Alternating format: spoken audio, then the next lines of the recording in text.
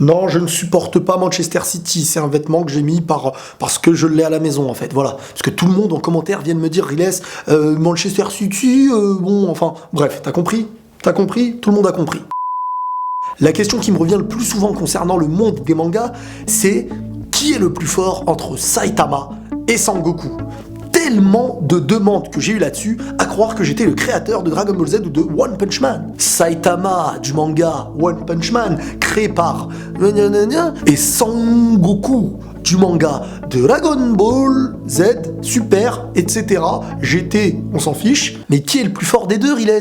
Tout le monde est venu me le demander. Alors on va commencer avec mon avis et ensuite on va partir dans un avis un peu plus rationnel, constructif et évolutif à travers la vie et l'espace-temps d'un univers lointain.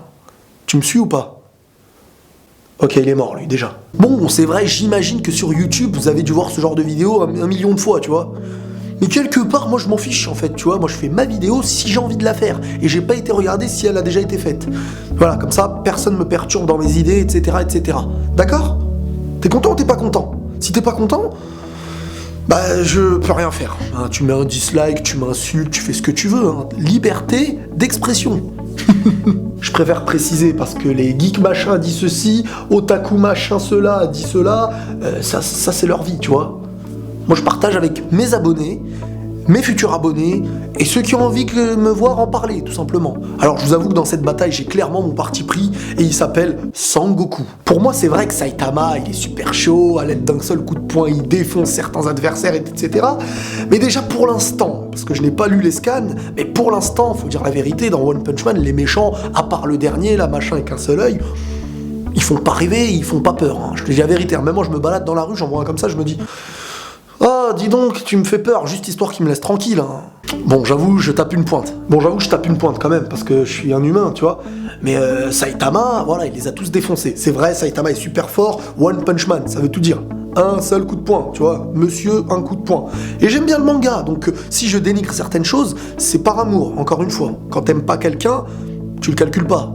Quand t'aimes quelqu'un dans la vie, eh ben voilà, tu parles, etc. Ben là, c'est ce que je fais. Maintenant, on va retirer l'envie d'un créateur. Je vous explique. On va retirer dans Dragon Ball Z le créateur de Dragon Ball Z et on va retirer dans One Punch Man le créateur de One Punch Man. C'est-à-dire, on se retrouve avec un Saitama sans ambition de toujours gagner et avec un Sangoku qui n'est plus un héros. Et on va mettre face à face les faits, les puissances, etc.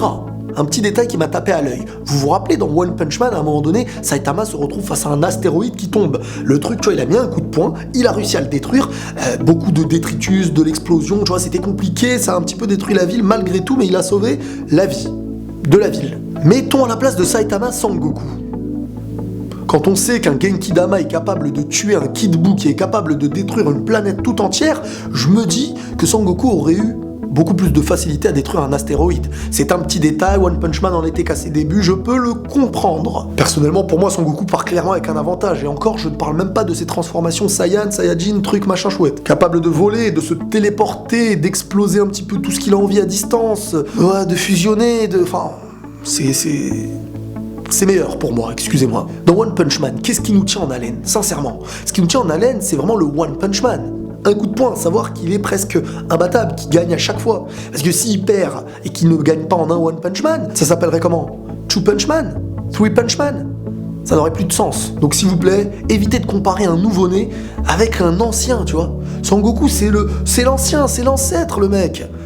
Quand Saitama, il faisait pipi dans sa culotte, Sangoku, le mec, il se transformait en gorille. J'en ai marre.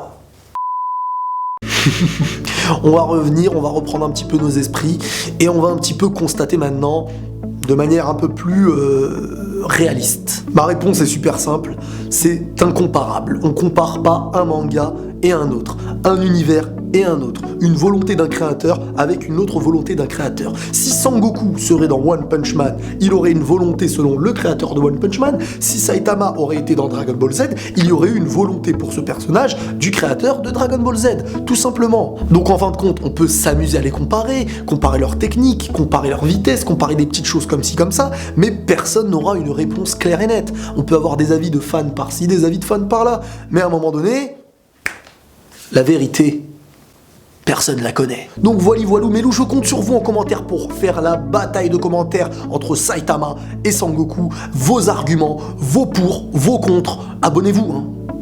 J'en profite, tu vois, histoire de glisser une petite... battez-vous, nanana, abonnez-vous. Je précise, tu cliques ici. Voilà. Il y a toutes les personnes qui viendront me lâcher en commentaire. Non mais vraiment, tu connais rien en manga, je sais pas pourquoi tu fais autant de vues, la. Alors premièrement, calme-toi, le manga ne t'appartient pas. Le manga, c'est pas la vie, hein. C'est ni la mort, je te rassure, c'est entre les deux. Le manga, c'est un grand plaisir, ça peut être une passion et tout ça, ça reste un loisir. Loisir et vie.